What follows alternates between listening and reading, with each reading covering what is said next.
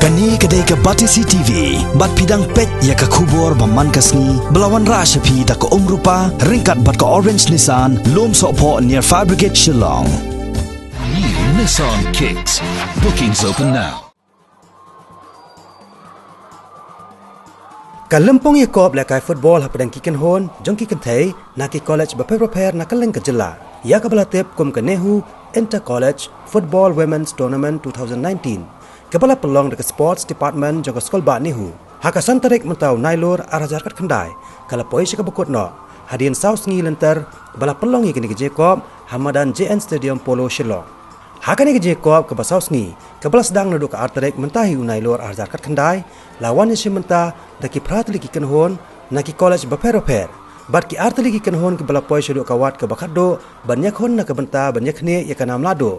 Kadai ke hon jong ke Keane College bat ke Shillong College. Haka jing hon nak benta banyak ra ya kanam Lahduh haka ni kesngi.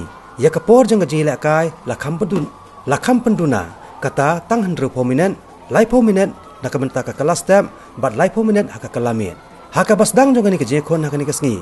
Hapadang kini ki artli kikan hon ke jing hon kelalong ke basong shet ba. Namar ke jing hon teng ki thai lekai banyak tap gol.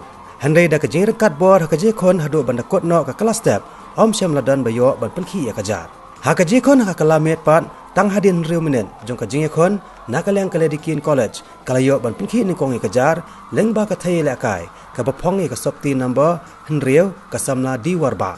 Hadin kini ka jing sha tap si gol watla nakaliang ki thai lekai jong ka Shillong College kila persang ban penpai kini ka gol henrei haka minit ka basan po ka samla di warba ka balayo ban tap ya ka gol ka baningkong kalayo ban tap biang sa si gol. Kabala penlong sendan ya kekan hon jong ke Keane College banyo ra sendan ya kanam Lahduh haka ni ke Jacob mentau snam arajar ka kendai ya ki kusnam si kinong job haka ni kesngi lasam dekat coordinator jong ke NSS Nehu ke Dr. Degrisha Nongkenri kum ke kongsan haka jelang ringkat kajiran lang Udin of Students Welfare jong ke sekolah ba Nehu u Professor Sumar bin Umdor bat u Assistant Director jong ke Sports Department jong ke sekolah ba Nehu u Endas.